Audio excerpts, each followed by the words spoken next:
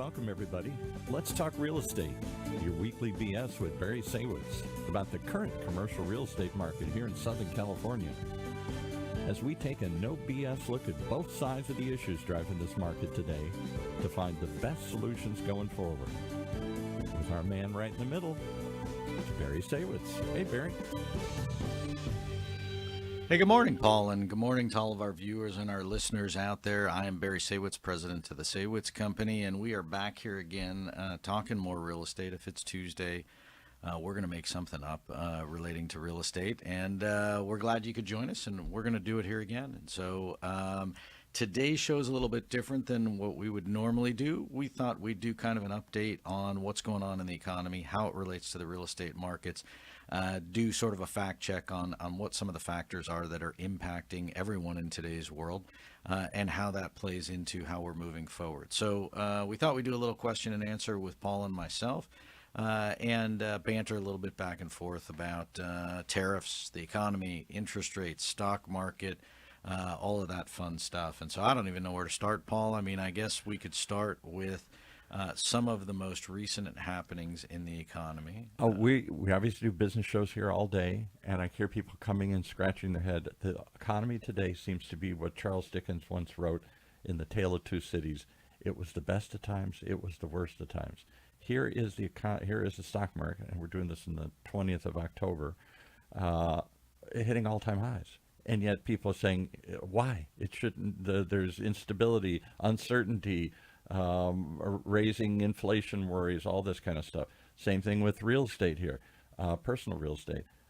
Some markets are hitting, even though the volume has crashed to all-time lows, fewer transactions than ever, pricing in some markets has never been higher. So how do you explain what seems to be the best of times and the worst of times? Yeah, and if I had a crystal ball, I guess I wouldn't be here. I'd be on a beach somewhere. But and so I'm not the prognosticator. But what my take on it is that it is not one thing. It is a complicated conversation, and so there's no one aha moment or one thing to point your finger at. I think the way you start is you have to look at the factors that are impacting the economy, and then you've got to look at those economic factors and then figure out how they relate back to the real estate markets. And then also you have to look at consumer spending and public perception of what's going on. So let's take it in pieces. Number one, you have tariffs, right? I mean, right. They're there. Great uncertainty here. They keep going back and forth, and then, one day it's 100%, and then the next day it's 20%, and then the president tweets, and then stock market falls 800 points, right. And then he says something else in an interview, and the stock market jumps. And so those are reactionary things to obviously what one person who happens to be the most powerful person on the planet might say or might think. But you have to look at the day-to-day things of what's going on. And so irrespective of the fact that there's tariffs, people are trying to work through that and trying to work through the production. And then who bears the cost of those tariffs? Is it the government from that particular country? Is it the manufacturer in that particular country?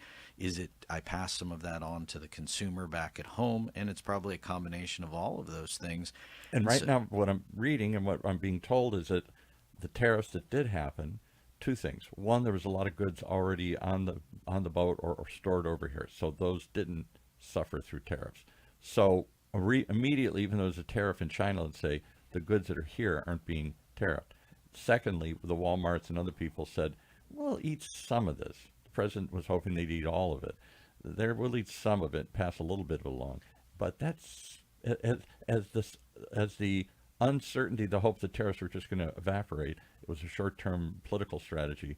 As that seems to go away, I'm hearing and reading that more and more tariffs are now being passed along to the consumer. Construction costs, wood costs, all those kinds of things. Are you experiencing it? Well, so that's the issue is if you believe everything that you read on the internet or that you hear about on TV, you'll get misled along the way because there's a lot of information out there, and some of it's either not true and it's just fake, or some of it is slanted, or some of it doesn't tell you the whole story, right? So when you talk about these tariffs with China, they're specific tariffs on specific things. It's not that everything went up 100%, right? Or because that's the perception. Oh my God, everything went up. Or 40% with Vietnam, right? I mean, it's not across the board, but there are certain industries that are certainly going to be impacted by it. And those tariffs are specifically designed, well, again, I'm no expert on tariffs, but they're designed to make that other country do something for us. So labor. if that's raw minerals, if that's parts that go into making Rare computer earth chips, minerals, or electric batteries, or things like that. But that doesn't impact the coffee or the widget that somebody else might make or the piece of clothing. But what it does do is it causes uncertainty, right? Exactly. And then the uncertainty causes a reaction from people. And some people go, look, it doesn't really impact me. I haven't seen it in my front door, so I'm just going to go on with life.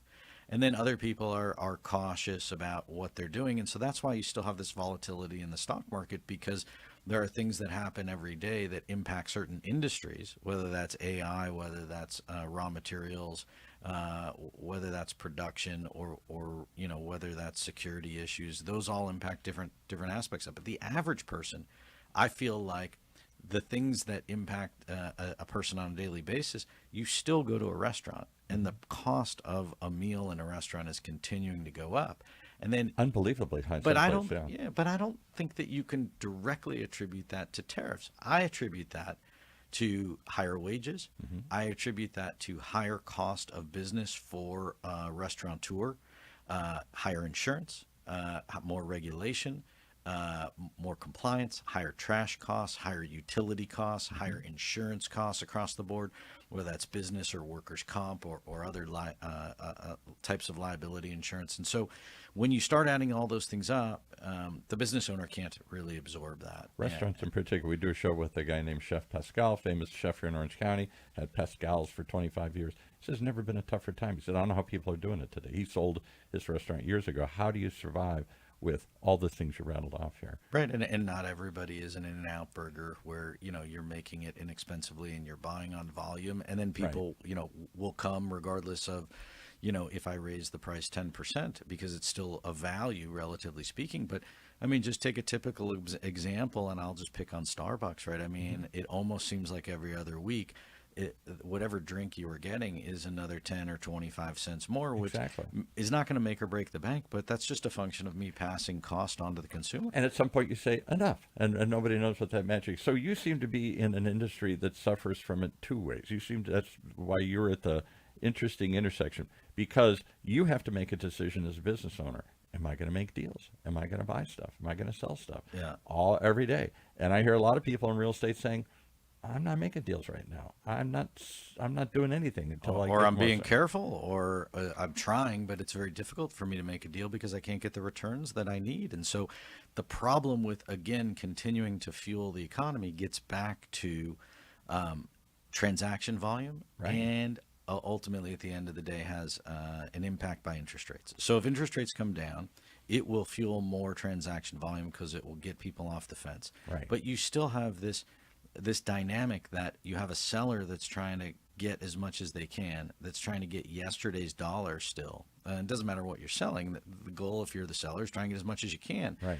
But the logic is that if interest rates came down, then my property should be worth more, and someone will pay me more because they can get a better deal on the loan. And as a buyer, you would say that doesn't hunt, because just because interest rates went down doesn't mean you as the seller get more money. And it might make it easier for somebody to buy the property, but it still doesn't make the deal itself any better. And so you still have that dichotomy, and you have that disconnect between buyer and seller. And so a lot of the transactions that are getting done, whether that's on commercial properties, industrial properties, retail properties, multifamily properties, I hear it across the board, is the deals that are getting done are because sellers have to make a deal, right? So my partnership is disbanding, I'm getting divorced, someone passed away, I have a motivation to sell, and then I'm not holding on to it. Versus you still have on the housing side people that have 2 and 3% interest rates that have to go get 5 or 6% interest rates. They're not going to do it. And so that because they figure I'll just stay in my house. Now what happens is, because of tariffs and because of cost of construction and because of labor costs, people are doing less renovations. Right before, it was, hey, I can get money cheap. So instead of me moving, I'm going to add on to my house. I'm going to fix it up. I'm going to remodel a bathroom. Just stay here longer. Right, and I'll just stay, right? And then you go, I like my house. I'd like to get something different, but I'll just stay and remodel. And so Now what's happening is people are going, yeah, I'm not even going to remodel. I'm just going to wait it out. So now what's happened is the volume of renovations is down. So the volume of construction is down. So now contractors have less to work on. And for the first time in a long time, you have contractors that are calling, right? Going, hey, I need business. What do you have? What are you doing? Whereas before, I would have to call and suck up and go, hey, how do I get you to come and show up? And they wouldn't show up because they got a better offer the next day. Yes. Yeah. Or, hey, I can't even, I'm too busy. I can't even give you a bid. Right. And so now the table has turned, which is helpful to the concept of being a normal environment where people should hustle for the work that they get and nobody's fat and happy. But the problem of it at the end of the day is you need volume, you need activity. And so I think what Trump is trying to do with the policies that he's putting in place is to continue to spur the economy, right? And so if you're continuing to build things, if you're continuing to incentivize developers, if you're continuing to provide tax benefits to investors, he's not doing it to reward rich people, in my opinion. He's not doing it so that people could skirt the process. He's doing it to spur the economy, and then that flows downhill. And I had a conversation with somebody about it over the weekend, and I just said, look, if the business owner does well, it should mean that all the people who work for that business will do well. It also should mean that that owner would hire more people as he continues to expand. So you want to stoke the fire of the business owner, whatever the business is, so that a business owner can be successful. And so I think at the end of the day, whether you're Democrat or you're a Republican, if you're not pro-business, you've missed the boat. Right. And it's all within reason. Right. So having said that, what's the current climate? Stick your finger in the air. Is it still uncertainty? So there's still a certain amount of uncertainty, but then also it's just be very careful. And then here's the other problem. The other problem is that if I invest in the stock market and the stock market is an all-time high, that is a better investment than me buying a piece of real estate. So why take a risk? Right. And so while there is risk in the stock market, the short term, and people forget, very quickly, but the short term over the last 6 to 12 months is I've made a ton of money. I talked to a guy over the week. He said, hey, my stock portfolio is up 40%. I'm not buying any real estate. I'm just going to keep buying AI stocks, or I'm keep buying Tesla or whatever. And then that's the short-term mentality. But so what that does is it does fuel the economy in certain respects, but it doesn't fuel the real estate market. It doesn't fuel transaction volume. It just causes the guy to buy more stock, which is why you see stock prices continuing to go. I mean, look at gold. Gold is up. Unbelievable. It's just ridiculous, right? I mean, you just buy gold, but that's a counter sit bet. on it. That's a bet saying that there's going to be a reckoning, that this uncertainty and this slowdown in volume is going to lead to a slowdown in the economy. Or you have people just, they're like, hey, I'm buying gold. Silver's up. I mean, everything, all that stuff's up. So the issue is the positive of the stock market doing well is that the average person who invests in the stock market, who makes some money in the stock market on paper, feels like they're making money, right? Because on paper you're making money.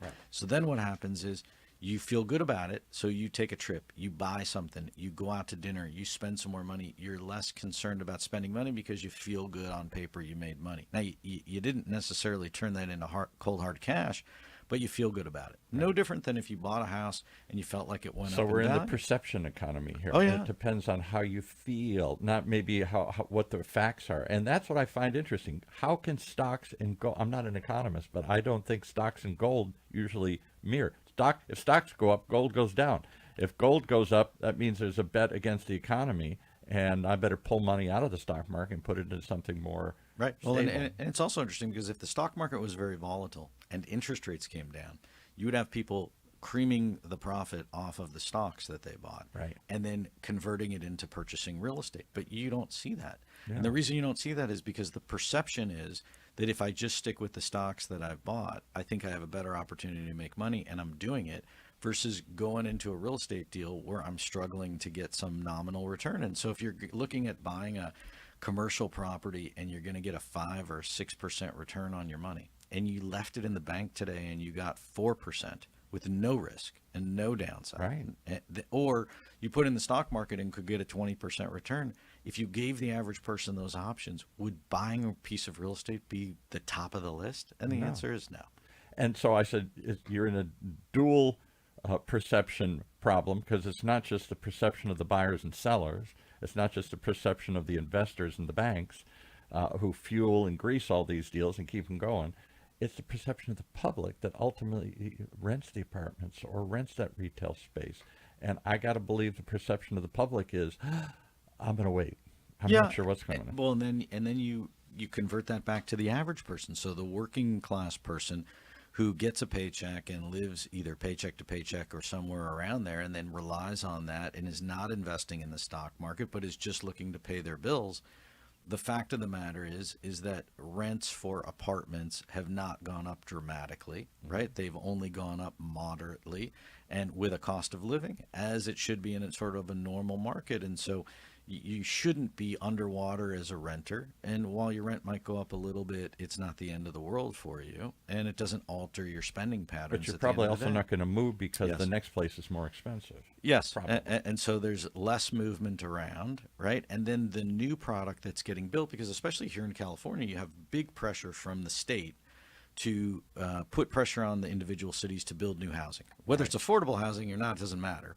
But there's We need housing. We're Right, so- growing in a place to put them. okay, but then when you build a new housing project where you see office buildings and parking lots and shopping centers getting torn down for what is today the highest and best use, which is multifamily or some type of residential housing, and then they build it, it's brand new, so it's not a deal. There's no deal on a brand new apartment building or on a condo that just got built. So you're paying a premium for it because it's brand new. So that doesn't really help. While it does provide more inventory, it really just raises the bar on what the going rate is for stuff that's out there. So now you talk about it from a landlord perspective.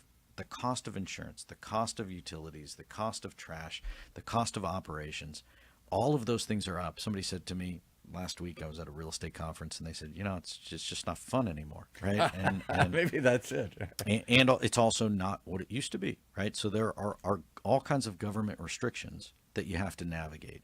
Then you have environmental issues. Then you have insurance issues, and then you have And all, labor issues and cost issues then and you have tariff issues and other things. and then you have all the normal risks that you had, historically in real estate, which is that you've got to be smart and make money. And so there are very few deals out there where that is the case. And then you need to be well capitalized. And then the banks still are fairly critical while they'll lend on the properties, they're just not extending themselves and loosening the purse strings because I don't think they can, nor do I think they need to. Right, their stocks are fine. Right. So I guess my perception is I've been waiting for normal, and for a couple of years, every cycle, the end of the year, the beginning of the year, we say, well, maybe this is the year that something will get normal. We'll get to whether it's a new normal, whether it's an old normal, we'll get back to some predictable pattern. Whether it's the pattern's down or the pattern's up, there's ways to make money in both. There's ways to play that, but it's the uncertainty that seems to surprise me. And on one level, it's the best of times. On one level, it's the worst of times. Well, I don't know if it can continue like that forever. No, but I mean that's so. I feel like, if you could get inside Trump's mind, which would be a difficult thing to do, you wake up in the morning and you go, "What problems do I need to solve the most Right. that will help lessen the uncertainty and give people the perception that we're on the right trajectory?" Exactly. Right? And then everybody just take a deep breath and calm down. But then the problem is you have press and you have things like Hamas and you have things like protests that throw wrenches every day into that calmness. And it's that uncalm and that uncertainty you're talking about. But he seems to, I know we have different opinions on the president, but he seems to thrive in that uncertainty. He seems Well, I to think he crave does, that but I uncertainty. also think that some of those Keep things- everybody off balance, Yeah. and that's what he's always done. And yeah. Right, but I also think that it's not like he's creating some of these things on his own. They happen or they find him, and then he's got to deal with them. And so, again, irrespective of Trump, I think for the average person out there, yes, there's uncertainty, and if I don't know where it's headed, then how can I act accordingly? And so can uncertainty, is this the new normal then? Uncertainty? Well, I This think has you- been look, for a you- while. yeah, But with Biden and with Trump and everything, we seem to be in this uncertain cycle. It goes up, it goes down constantly. The stock market. So I think, look, if you solve some of these wars, which is also uncertain, right? If you solve the tariff issues to the point where there was actually a definitive deal, it seems like it's been dragging on for almost a year now. Yeah, and they go up, they go down. So I guess that's what surprised me. That was today, what I was asking about today. a couple of years ago, if you replayed some of our episodes, we said, well, this is just a temporary choppy water. It's gonna Right, like, hey, I think interest rates will go down, everything will be fine. Hey, I think the problems in the Middle East will get solved, and or I everything think will they'll be go fine. up, and that's going to change the way I do things. There's a certain predictability that then you factor into things. I'm going to do a deal. I'm not going to do a deal. This is going to get better. It's not going to get better. You kind of have some belief that we're locked into something. We seem to be it could go either way all the time. Yeah, and I think now, where you look at it in the fourth quarter, the hope and the expectation is that interest rates will come down again. But even if they come down another quarter of a point, it's not going to swing the needle to the point where everybody all of a sudden gets off the Right. fence, right? And so you just need to take baby steps, and then maybe one day you wake up and you go, we're actually at a better place than we were before. Well, the only thing I'm certain about is you got to keep tuning into this show because as we talk to other people, I know that's going to be a continuing topic as it has been. Where are we headed? What do you think? What's it look like? Is it going to get more fun? Is it going to get more predictable? Is it going to get easier? Or are we just in this uncertain, choppy water, which we've been in for a while, now under 2 administrations? Yeah, and look, tomorrow's another day, and we'll be back here next week talking more real estate, and we'll Still try trying and to figure it out. Yeah, well, look, that's all we can do. I'll put one foot in front of the other, and try and answer one question a day, and at least you're making progress. And so, look, for those folks tuning in, I think you're going to have to keep tuning in. You got to keep your head down and take a positive direction. And then take a deep breath. Yeah, and try and make smart decisions. Don't make irrational short-term decisions. And I think that's a key too. I think the days of just easy money. Hey, I can invest in the stock market. I can invest in real estate. Any idiot can do it. It's harder to make that argument. Yeah, and so then you've got to look at other avenues. But if you look at people in today's world, they go, hey, I bought stock a year ago and it's way up and I made a bunch of money and I'm a smart guy. And then the answer is no, you were just lucky and riding the wave. I mean, and so tomorrow will be another day and you'll have to continue to address it. So that's what we'll do. We'll come back next week. We'll bring somebody in. We'll try and answer some questions and we'll do it again. But in the meantime, we appreciate everybody tuning in, listening in, and we'll be back here next week talking more real estate. I am Barry Saywitz. For Paul and everybody here at OC Talk Radio, thanks again for tuning in, and we'll see you next time.